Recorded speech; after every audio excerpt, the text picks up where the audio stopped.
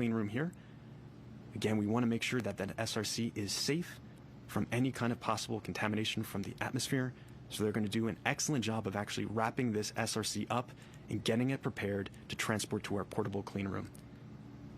That actual operation of getting that SRC bagged and stowed and ready to go on our long line operations for the helicopter will be a rather quick operation. As you see some team members from Lockheed Martin, their role is largely finished for today. They were operating a lot of the flight dynamics of that SRC, getting it to the ground, and now they can really just take a step back and relax, catch their breath after all the chaos of the morning.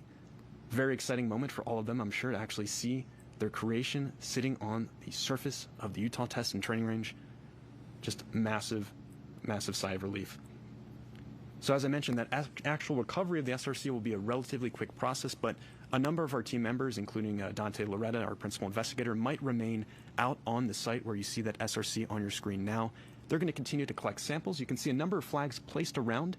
There's some pink flags placed there. There are 4 placed in front of the SRC where the team believes the SRC is potentially dragged along the surface as it came to a rest on the Utah Test and Training Range desert surface.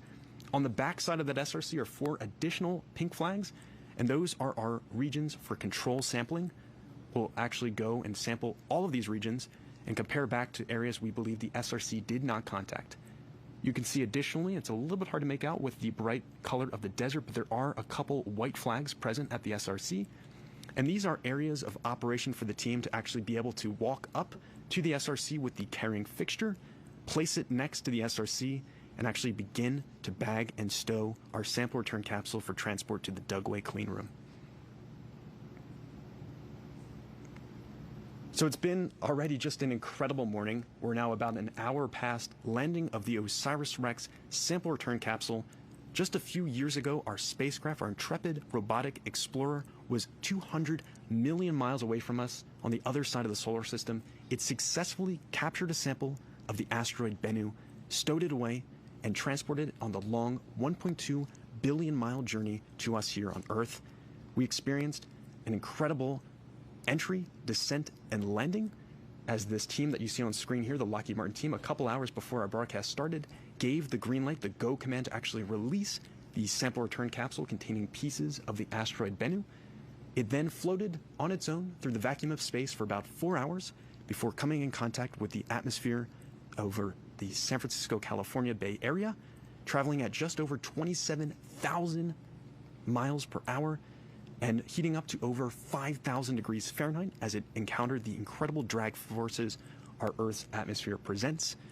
We then slowed down under our drogue parachute initially, which kept us stable during our descent down to the Utah Test and Training Range. And then ultimately, at about 20,000 feet off the deck, we gave the command to deploy our main parachute, that orange creamsicle color parachute that has now actually already been stowed away by our team members here at the Utah Test and Training Range. It's been a really wild journey. Very excited to have our SRC on the ground.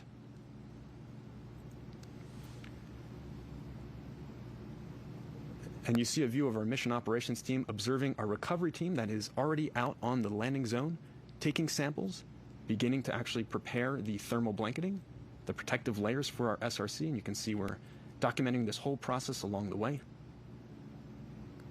And so these operations will continue for the next couple minutes, or as long as it takes to safely store that SRC and prepare it for long line operations to get it to the clean room here. We'll continue to take samples, and I will continue to monitor the situation as we proceed here. But for now, back to you, Lauren and Jim. Thanks, James. And just a reminder to those watching, we are in an extremely remote location. And so if our signal is breaking up, it's because we're out in the middle of nowhere. So we're doing a great job, all things considered. One other thing that I wanted to address really quickly is that parachute ended up deploying really quickly. Did it not, Jim? It did. It deployed high, and this is a smart spacecraft. That sample return capsule detected the deceleration rate, and it decided that it was important to get that parachute out to slow her down so we could make this beautiful, safe landing. And that's the way this magical autonomous spaceflight works these days. We adjust to the dynamics of the environment. Again, hats off to the engineers that built those systems in so we could be home safe doing what you can see on your screen now. With a beautiful landing. All right, Jim, let's actually take some social media questions now. Let's get our first one. All right, at CCSV wants to know, will the sample be quarantined like moon rocks are? Well, in this case, based on a classification of what we call the planetary protection, these samples will not be quarantined in that way. The first moon rocks came back, they were quarantined for a week, out on the carrier and all that kind of good stuff, came back to Houston again very carefully. In this case, we understand the asteroid, the environment, we measured it with OSIRIS-REx, other asteroid samples from our colleagues in Japan, and so we don't have to quarantine them the same way. We do have to protect them, though, from contamination, and there's all kinds of systems in place by our team to allow us to understand the level of contamination. So what we study in science is the pristine asteroid. That was a great question. Excellent question. Excellent question. Recovery operations. SRC is bagged and secured in the handling fixture. All right, you just heard that the SRC has been bagged, and we are well on our way to getting that to our clean room here at Dugway. Wow, fantastic news. Missions like OSIRIS-REx transform scientific pursuits into engineering challenges. Smart, curious people with pursue answers with creative verve and perseverance. This year, Hollywood also had a story about a crowd of people situated around the touchdown point of an asteroid. And, well, we couldn't help ourselves. We asked the cast of Asteroid City to say a few words.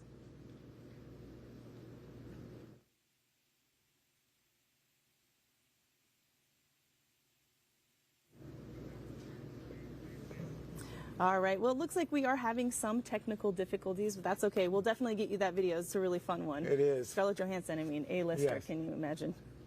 All right, so let's get an update from our field correspondent, Sophia. Sophia, do you have an update for us? Okay, Lauren, turns out the landing site really is just over my shoulder. It is just so hard to see through the alkaline particulate out here on the landing zone. But you know what? This is all in great hands, and we are just very thrilled that the capsule is doing well today. So I'm able to see one of the helicopters just circling over there. But for those of you who have just tuned in, I am on Wig Mountain, which is overlooking the ellipse, which is the vast landing zone. And earlier today, the helicopters, which were shuttling our teams of experts and our scientists, departed from here via helicopter once they found out exactly where the capsule landed. And now they're off on their recovery process and are doing what they do, which has been a carefully rehearsed process. So, Lauren, I'm going to send it back to you. Great. Thank you so much, Sophia. All right. Well, let's get back to that awesome video of Asteroid City. You don't want to miss this. Take a look. Hi, I'm Jason Schwartzman. I'm Jake Ryan. And I'm Scarlett Johansson. Where are you? Asteroid City, Farm Route 6, mile 75. Hey everyone, I'm Jeffrey Wright. Junior stargazers and space cadets. Each year we celebrate Asteroid Day. Hey everyone, I'm Maya Hawke. And I'm Rupert Friend. And we star in Wes Anderson's new movie, Asteroid City. In the movie, families from across the country gather in a fictional American desert town for a junior stargazer convention. I heard there's a real-life reason people will be gathering in the Utah desert this September. The world will never be the same. What is happening there on September 24th? September 24th is going to be a historic day. This is NASA's first asteroid sample return mission and the biggest sample return beyond the moon.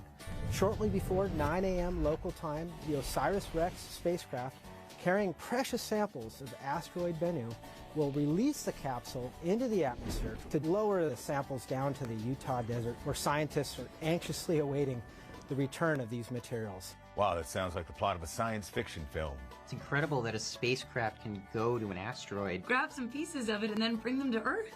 So what will NASA look for within the asteroid sample? These pristine asteroid materials will be studied by scientists from around the world. We're going to be looking at the minerals. We're going to be dissecting the rocks, looking at it mineral grain by mineral grain to learn more about how the solar system formed and evolved. We're also going to be looking for water to try to understand how our Earth's oceans came to be. And then finally, we're going to be looking at organic compounds, including some of the basic chemical building blocks of life, to try to understand whether asteroids like Bennu could have delivered the building blocks to Earth, leading to the origin of life on Earth and potentially elsewhere. With the data that we obtained from these materials, we're going to be rewriting the textbooks on solar system formation. Fascinating stuff. But don't fragments of asteroids land on Earth all the time? Why can't we study those pieces instead of a mission to bring this sample to the Earth? Yeah, that's a great question. I mean, in fact, the Earth is constantly being bombarded by fragments of asteroids in the form of meteorites. But one of the big problems with studying meteorites is you don't always know where they came from, and it also can be contaminated. Fair enough. It makes sense that we'd want to study something more pristine. So how will NASA protect the sample once it's on Earth? And can I have some? Oh, I wish we could have some of these samples. I wish I could bring one home with me to put on my dresser at home. But the reality is these samples will only be for educational purposes in scientific research. The samples will be transported to the NASA's Johnson Space Center, where they built a special curation facility just for keeping these samples safe and pristine. This is also incredible. I'm so glad that NASA has teams of people that are searching for the answers to some of the biggest questions, like where did life and water come from? Where did our solar system come from? I can't wait to see what we learn from the asteroid sample OSIRIS-REx is bringing to Earth. Thank you for all that you do. This is also incredible. Thank you so much for all you do. Well, you just said that name. You just said OSIRIS-REx. That was the thing. That was kick-ass. How did you do that? I was like, what is this phrase? I was like, OSIRIS-REx. OSIRIS-REx. Yeah, OSIRIS. OSIRIS-REx. Wow, talk about that mega wattage star power. Scarlet, oh wow. my gosh. It takes a huge, talented team with profoundly diverse skills to design and execute something as audacious as OSIRIS-REx. It takes years of planning and perseverance to see it through from that initial notepad doodle to a moment when the world tunes in to celebrate a huge success. It also takes leadership. And I'm pleased to say that we are now joined by the director of NASA Goddard Space Flight Center, Dr. Mackenzie Lystrup. Welcome. Thank you so much. I'm delighted to be here and very happy about the results coming out today. It is a great day indeed, and congratulations. This is a huge day for Goddard. It must go without saying that you are very proud. Absolutely. This team is amazing. They've been through so much for so long.